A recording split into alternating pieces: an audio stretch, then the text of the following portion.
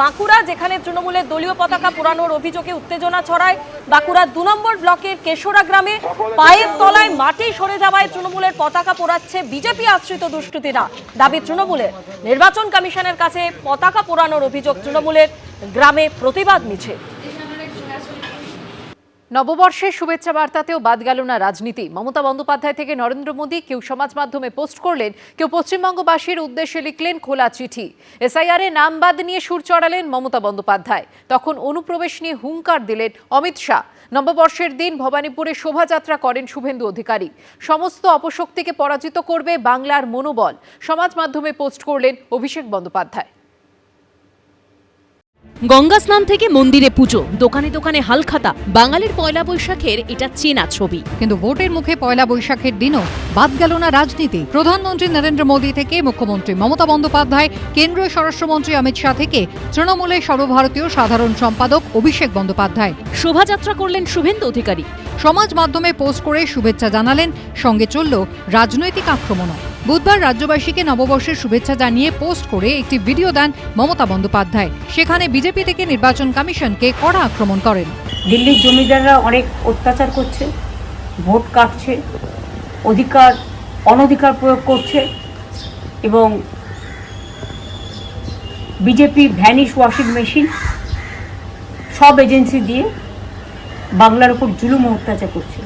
এই অত্যাচারের বদলা নিন। আপনাদের কাছে অনুরোধ, আপনার একটা ভোট দয়া করে দিন। নববর্ষের শুভেচ্ছা জানিয়ে পশ্চিমবঙ্গবাসীকে খোলা চিঠি লিখেছেন নরেন্দ্র মোদী। সেখানে তৃণমূলকে আক্রমণ করে প্রধানমন্ত্রী লিখেছেন, বিগত 15 বছর ধরে পশ্চিমবঙ্গবাসী অপশাসন, বিশৃঙ্খলা, দুর্নীতির শিকার, যা সাধারণ মানুষের মৌলিক অধিকার, সম্মান, পশ্চিমবঙ্গের সংস্কৃতির ওপর চরম আঘাত হেনেছে। বর্তমান রাজ্য সরকার যে ভয়ের পরিবেশ তৈরি করেছে, তার ফলে মা বোনদের নিরাপত্তা, যুব সমাজের কর্মসংস্থান, গরিব মানুষের অধিকার থেকে পশ্চিমবঙ্গবাসী আজ বঞ্চিত। নববর্ষে পোস্ট করা ভিডিওয়ে এদিন এসআইআর এর নাম বাদ যাওয়া নিয়েও সরব হন তৃণমূল নেত্রী। যাদের ভোট বাদ গেছে, যারা আত্মহত্যা করছে এসআইআর জন্য, তাদের জন্য আমার মন কাঁদছে। আমি জানি একটা পরিবারে 4 জন ভোট দেবে, একজন ভোট দিতে পারবে না, সেটা কেউই মেনে নিতে পারে না। তাই আসুন, আমরা দাঙ্গা নয়, রক্ত নয়, সন্ত্রাস নয়, অত্যাচার নয়, ওরা অনেক চমকাচ্ছে দিল্লি থেকে, কোনো চমকানি নয়। আসুন আমরা নতুন ভোট নিয়ে আসি। অন্যদিকে নববর্ষের শুভেচ্ছা জানিয়েছেন অমিত শাহ। পাশাপাশি অনুপ্রবেশ নিয়ে ফের একবার হুঁশিয়ারি শোনা গেছে কেন্দ্রীয় স্বরাষ্ট্রমন্ত্রীর গলায়।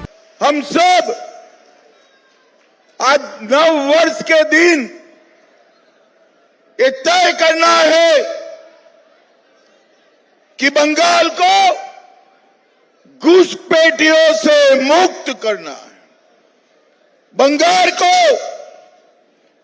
कटमनी और सिंडिकेट से मुक्त करना है, भय, आतंक और भ्रष्टाचार उससे मुक्त करना है। ये दीदी और भाईपो ये सब कर सकते हैं क्या? अरे जोर से बोलो, कर सकते हैं? ये केवल और केवल नरेंद्र मोदी जी के नेतृत्व में ভারতীয় জনতা পার্টি कर सकती है। নববর্ষের শুভেচ্ছা জানিয়ে পোস্ট করেছেন অভিষেক বন্দ্যোপাধ্যায়। তার অভিযোগ, আজ বাংলাকে দুর্বল করার জন্য অপচেষ্টা চালানো হচ্ছে, বাংলাকে কলঙ্কিত করার, এর মেরুদণ্ড ভেঙে দেওয়ার চেষ্টা চলছে। এরপরে তিনি লিখেছেন, পশ্চিমবঙ্গকে ম্লান করতে চায় এমন সমস্ত শক্তিকে পরাস্ত করেছে বাংলার অপরাজেয় মনোবল। এবারও সমস্ত অপশক্তিকে তা নিশ্চিতভাবেই পরাস্ত করবে। পয়লা বৈশাখের সকালে ভবানীপুরে শোভাযাত্রা করেন বিজেপি প্রার্থী শুভেন্দু অধিকারী। একই সঙ্গে সারেন জনসংযোগ। প্রস্তুত, সব পদ্ম ফুলে বোতাম টিম। মমতা ব্যানার্জি হারবে নিজে, সঙ্গে সবগুলো হারবে। পদ্ম ফুলের থেকে টাকা নেবেন, জোড়া ফুলকে ভোট দেবেন। পয়লা বৈশাখ বাংলা ক্যালেন্ডারের প্রথম দিন, কিন্তু তাতে কি? ভোটের মুখে পয়লা বৈশাখের শুভেচ্ছা বার্তাতেও রাজনীতির টক্কর চলল পুরো দমে। ঝিলম করঞ্জাই, সমীরণ পাল ও আবির দত্তর রিপোর্ট, এবিপি আনন্দ। তৃণমূল নেতা ও তাদের পরিবারের সদস্যদের গাড়ি চেক করতে হোয়াটসঅ্যাপ মারফত নির্দেশ দিয়েছে নির্বাচন কমিশন। এমনই মারাত্মক অভিযোগ করছে তৃণমূল।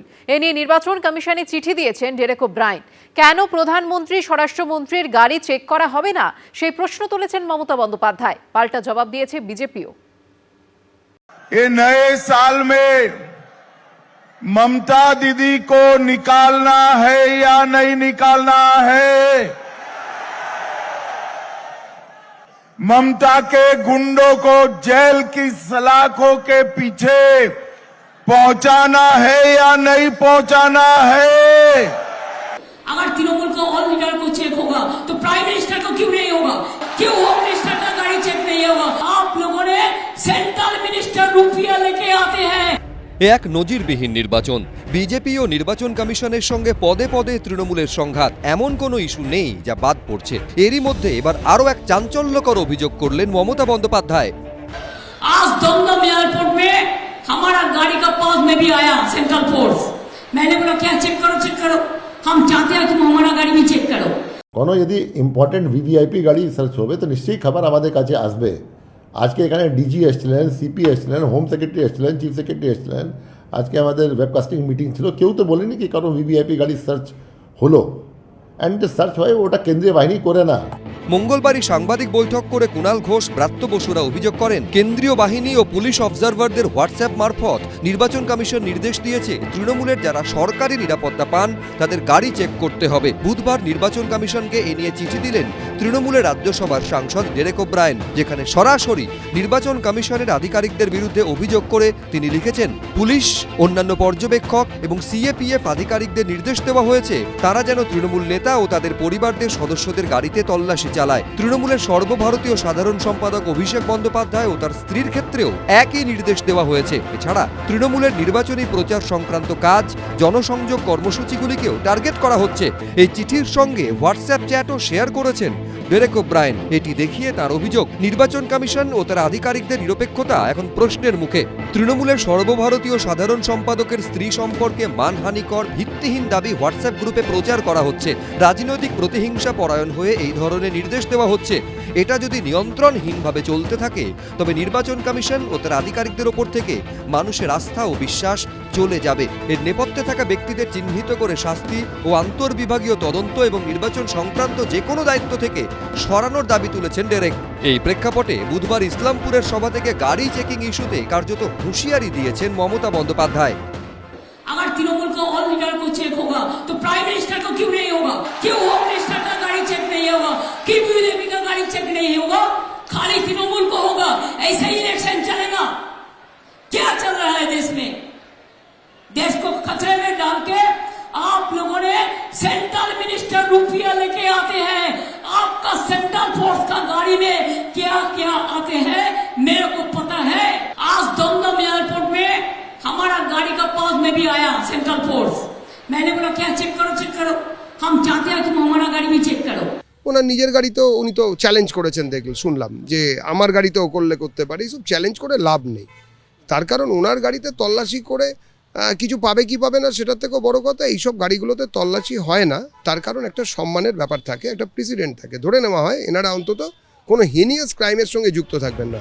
তৃণমূল সূত্রে খবর, মঙ্গলবার রাতে দলীয় কর্মীদের সঙ্গে ভার্চুয়াল বৈঠকে অভিষেক বন্দ্যোপাধ্যায় বলেন, অবজারভার গ্রুপে নির্দেশ দেওয়া হয়েছে অভিষেক ব্যানার্জি ও তার স্ত্রীর গাড়ি সার্চ করতে হবে। এটা অবৈধ, নিয়ম বিরুদ্ধ, এফআইআর করব, আদালতে যাব।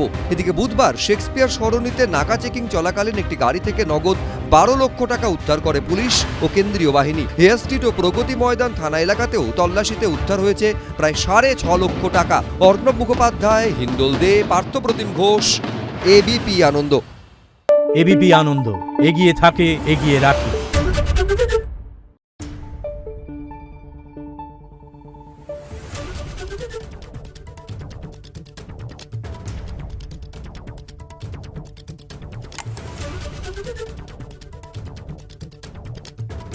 Thank you.